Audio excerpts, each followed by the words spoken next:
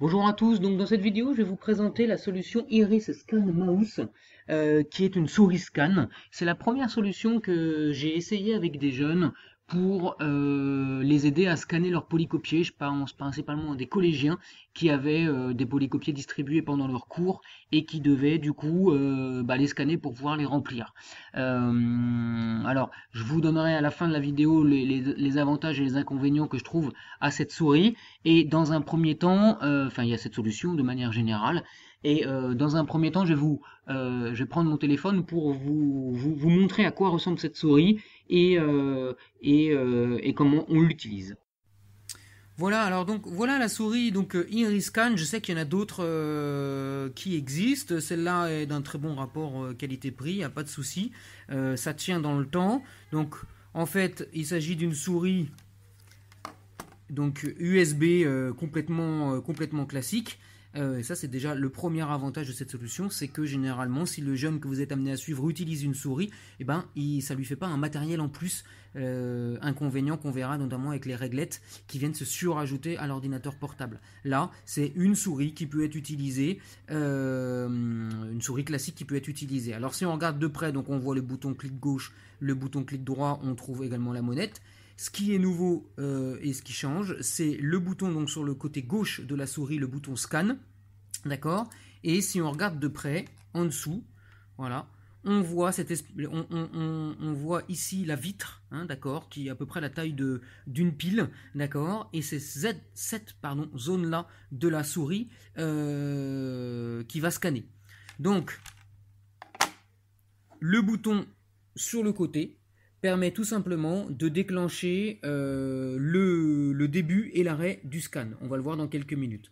D'accord ? Si je regarde maintenant la boîte, rien de très particulier à dire dedans. J'ai un CD d'installation, d'accord, nécessaire pour installer le logiciel Iris Scan Mouse qui va être nécessaire d'utiliser. Un manuel. Honnêtement, vous n'en avez pas tellement besoin parce qu'il n'y a pas grand chose d'intéressant dedans, si ce n'est voilà, pour répondre aux questions d'installation éventuellement. Une petite sacoche pour ranger la souris, d'accord. Et également une petite lingette là pour nettoyer la partie vitrée de la souris. Bon, voilà, là n'est pas l'essentiel. Donc, une fois que vous avez avant la première installation, télécharger, pas télécharger, du coup, installer le logiciel en mettant le lecteur CD dans votre ordinateur, vous avez ce qu'on va voir à l'écran dans quelques secondes, c'est-à-dire le logiciel Iris Scan Mouse. Donc, on y va, on retourne sur l'écran de l'ordinateur maintenant pour voir comment tout ça s'utilise. Voilà, donc maintenant que les présentations matérielles ont été réalisées, on va partir directement vraiment sur la partie scan, puisque c'est ça quand même qu'on demande à une souris. Donc, il faut au préalable lancer le logiciel Iris Scan Mouse. Alors le plus simple c'est d'avoir un raccourci sur le bureau. Là, voilà, donc Iris Scan Mouse. Et donc c'est un logiciel qui vient se charger et qui permet, on va dire, d'utiliser les fonctions scan de la souris. Alors, vous allez voir que le gros avantage, c'est qu'on peut scanner directement dans son traitement de texte. Alors, la présentation, il n'y a pas grand chose à en dire, d'accord. On voit ici donc les différentes fonctions de la souris. On nous indique que pendant le scan, la molette permettra de faire un zoom avant et arrière, et on nous indique ce que je vous ai dit tout à l'heure, c'est-à-dire que le bouton qui est placé sur le côté gauche de la souris permet de démarrer ou d'arrêter la numérisation. Alors d'ailleurs, j'ai personnellement un petit reproche à faire sur la position de ce bouton, puisque ça m'arrive, y compris à moi, d'appuyer involontairement dessus avec le côté de mon quatrième doigt. Alors sans doute est-ce dû à la manière dont je tiens ma souris, mais je sais que plusieurs jeunes, ça a posé également des soucis, c'est-à-dire que ils le déclenchaient ou ils arrêtaient des scans de manière inopportune. Donc ça c'est un petit point négatif sur l'utilisation de cette souris. Alors avant d'aller plus loin, je vais tout de suite montrer les réglages parce que ça c'est toujours important d'aller fouiner un petit peu là-dedans pour comprendre ce qui se passe. Donc il y a un premier menu général, donc la langue en français. La résolution pour la numérisation, je vous conseille de mettre élevé, voire même saturé si vous avez un ordinateur très puissant. En fonction de la vitesse de votre ordinateur, il faudra choisir peut-être une résolution moins importante. Ça, c'est vraiment à l'utilisation que vont s'en rendre compte. Comportement de la fenêtre, à la rigueur, on laisse toujours visible. Position de la fenêtre droite, ça change pas grand chose. C'est la fenêtre celle-ci, hein. Voilà, c'est de cette fenêtre-là dont il parle. Alors, la fonction donc enregistrement. Alors, préfixe du nom de fichier par défaut, ça c'est pratique parce qu'on peut éventuellement mettre scan avec le nom du jeune, par exemple, scan Pierre, d'accord. Et ensuite, il y aura, je crois, la date qui va se mettre par ensuite. Mais automatiquement, on aura scan Pierre, par exemple, ce qui permet éventuellement de se retrouver un peu plus facilement dans les fichiers si le jeune est amené à scanner beaucoup. Pareil, qualité JPEG. Là, je vous conseille de mettre élevé, vous laissez comme c'est par défaut, je crois. Les mises à jour, on s'en fiche un petit peu. La reconnaissance du texte également. Le serveur proxy, je ne vais pas rentrer dans le détail, on s'en fiche. Et les fonctions avancées, alors elles peuvent avoir un intérêt, donc il faut les activer, hein, parce que chez vous, ça doit être comme ça. Voilà, activer les paramètres avancés. Alors, mémoire maximum pour la numérisation. Alors, on peut soit donc dynamique, on laisse gérer l'ordinateur, soit on lui met la valeur la plus importante. Vous allez voir pendant le scan qu'il y aura une barre ici, une barre en haut à gauche, c'est la barre de numérisation. Si cette barre est vide alors que le jeune n'a pas fini de scanner, eh bien le scan ne pourra pas aller à son terme, et à ce moment-là, il faudrait augmenter la valeur, entre guillemets, de mémoire qui est attribuée. Donc spontanément on laisse sur dynamique et ça suffit, mais là on aborde un deuxième point négatif de cette souris, c'est que j'ai vu sur certaines petites configurations, notamment un ordinateur notebook, et ben que finalement le jeune, même sur un scan en noir et blanc, n'avait pas suffisamment de ressources pour arriver jusqu'au bout du scan, donc c'était quand même un peu problématique. Voilà, si vous voulez que lorsque Iris Scan Mouse se mette au démarrage, vous cliquez sur cette option là, d'accord. Moi personnellement je vais pas le faire, d'accord. Voilà pour les paramètres généraux.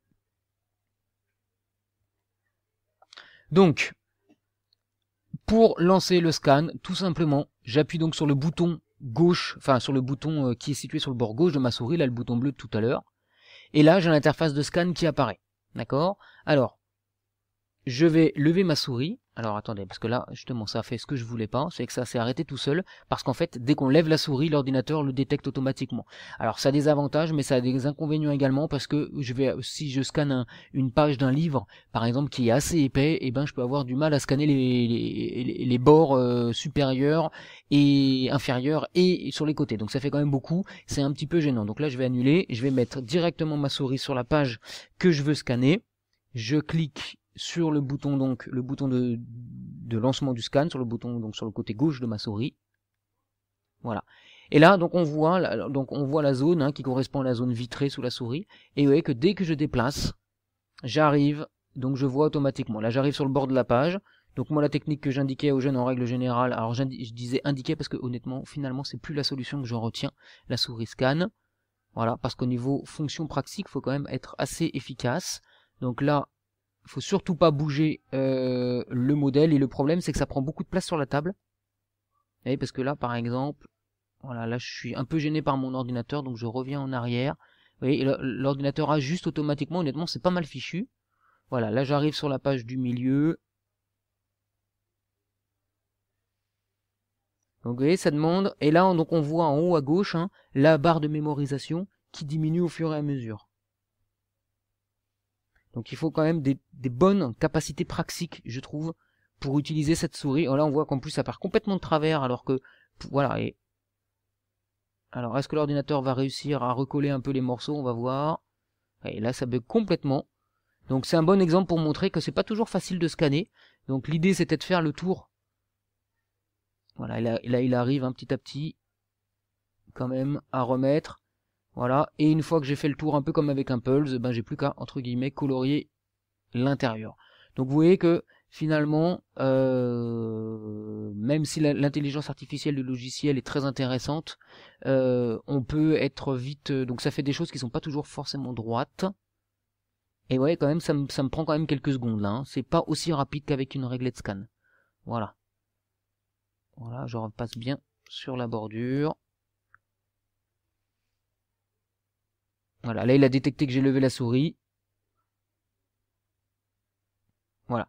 Quand j'ai fini, alors là vous voyez que quasiment ma mémoire de mémorisation, elle est quasiment terminée. Donc là, ce qui est un problème, puisque j'ai quand même un ordinateur qui est assez puissant, et pourtant, pourtant il en veut plus trop, là il est temps que j'arrête. Donc je clique sur le bouton qui m'a permis de démarrer mon scan, et là j'arrive dans la deuxième étape, qui est l'étape de la correction. Donc en fonction de la taille du document scanné, vous voyez, donc là, j'ai une, comment dirais-je, une interface qui me permet, avec un clic gauche maintenu sur cette flèche, de réorienter ma page si je me suis trompé, d'accord.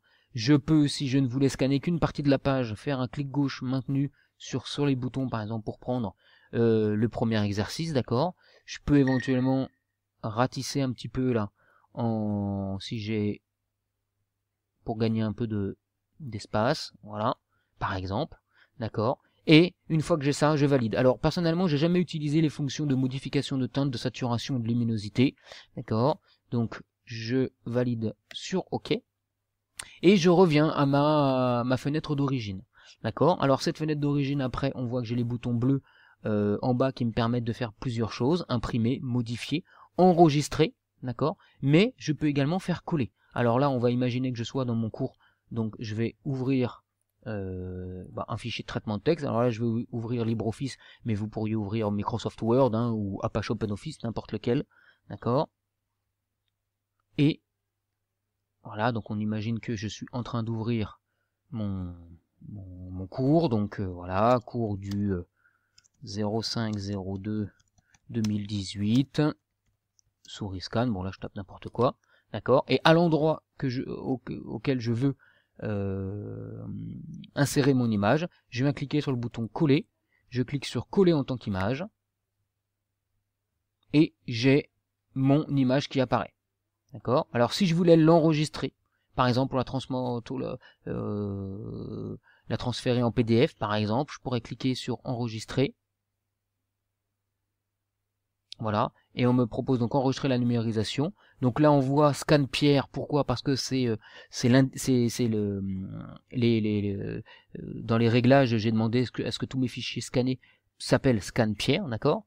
Donc on voit le nom plus la date, d'accord. Je peux choisir PNG, je peux choisir JPEG, mais je peux choisir également PDF, d'accord. Donc à ce moment-là je scanne sur PDF, je vais le mettre par exemple sur le bureau.